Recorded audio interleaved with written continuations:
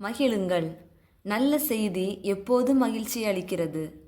இயேசுவே அந்த நல்ல செய்தி. அவரது வாழ்க்கை பலருக்கு மகிழ்ச்சியை அளித்தது. அவரைப் போல வாழ இயேசு நம்மை அழைக்கிறார். நமது வாழ்வும் சுற்றியுள்ளவர்களுக்கு மகிழ்ச்சியை தரும் நல்ல செய்தியாக வேண்டும். இயேசு பிறப்பின் வருகைக்காக தயாரிக்கின்ற திருவருகைக்கால 3வது வாரம் நம்மை மகிழ்ச்சியுடன் இருக்க அழைக்கிறது. மகிழ்ச்சி என்பது நன்மையின் கனியாகும். இறைவனது வார்த்தைகள் அனைத்தும் எல்லாம் செய்ய வல்லவராகிய ஆண்டவரில் மகிழுங்கள் என்று அறிவுறுத்துகின்றன. சில நேரங்களில் இயேசுவை தேடியும் துயரங்கள் முடிவுக்கு வராதபோது பொறுமையுடனும் நம்பிக்கை நிறை மகிழ்ச்சியுடனும் காத்திருக்க அழைக்கப்படுகிறோம். பொறுமை உண்மையான மகிழ்ச்சிக்கு கொண்டு செல்கிறது. புரிந்து கொள்ளாமைகள் மகிழ்ச்சியை சிதைக்கும். ஆனாலும் எல்லாவற்றையும் அறிந்துள்ள இறைவனில் மனதை நிலைநிறுத்தி பொறுமை, இடையறாத நற்செயல்கள் மற்றும் இறைவேண்டல் மூலம் உண்மையான புரிதலின் ஒளியில் விரைவில் மகிழ்ச்சியின் அறுவடையை அனுபவிக்கலாம்.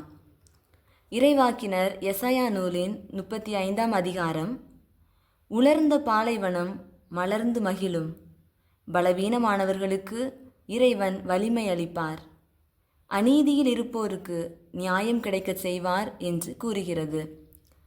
திருப்பாடல் 146, கடவுள் பசியுள்ளவர்களுக்கு உணவளிக்கிறார், சிறையில் இருப்போரை விடுவிக்கிறார், குருடர்களுக்கு பார்வை அருளுகிறார், ஆதரவற்றோர் மற்றும் விதவைகளுக்கு ஆதரவாக இருப்பார், அவர் என்றென்றும் ஆட்சி செய்கிறார் என்றுரைக்கிறது.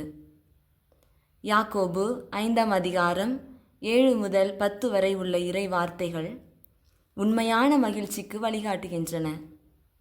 விவசாயி அறுவடைக்காக பொறுமையாக காத்திருப்பது போல நீங்கள் ஆண்டவரின் வருகைக்காக பொறுமையாயிருங்கள். இதயங்களை பலப்படுத்துங்கள், குறை கூறுவதை தவிருங்கள், இறைவாக்கினர்கள் காட்டிய பொறுமையை பின்பற்றுங்கள் என்று அழைக்கின்றன. மத்தேயு 11ஆம் அதிகாரம் இயேசு ஏழைகளுக்கு நல்ல செய்தியாக இருந்ததை எடுத்துரைக்கிறது. குருடர்களுக்கும் செவிடர்களுக்கும் மரித்தவர்களுக்கும் இயேசுவே நல்ல செய்தியாக இருந்தார். இன்று பலவிதமான துயரங்களிலும் வேதனைகளிலும் வாழும் சகோதர சகோதரிகளுக்கு நாம் நல்ல செய்தியாக இருக்க அழைக்கப்படுகிறோம். எனவே நமது அனைத்து கவலைகளையும் ஆண்டவரிடம் ஒப்படைத்து அவர் அளிக்கும் மகிழ்ச்சியில் வாழ்வோம். மேலும் கடவுளின் ஆசீரால் நற்செயல்கள் செய்து பிறருக்கு மகிழ்ச்சியை அளிப்போம்.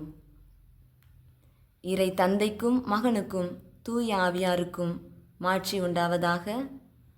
தொடக்கத்தில் இருந்தது போல இப்பொழுதும் எப்பொழுதும் என்றென்றும் இருப்பதாக. ஆமென்.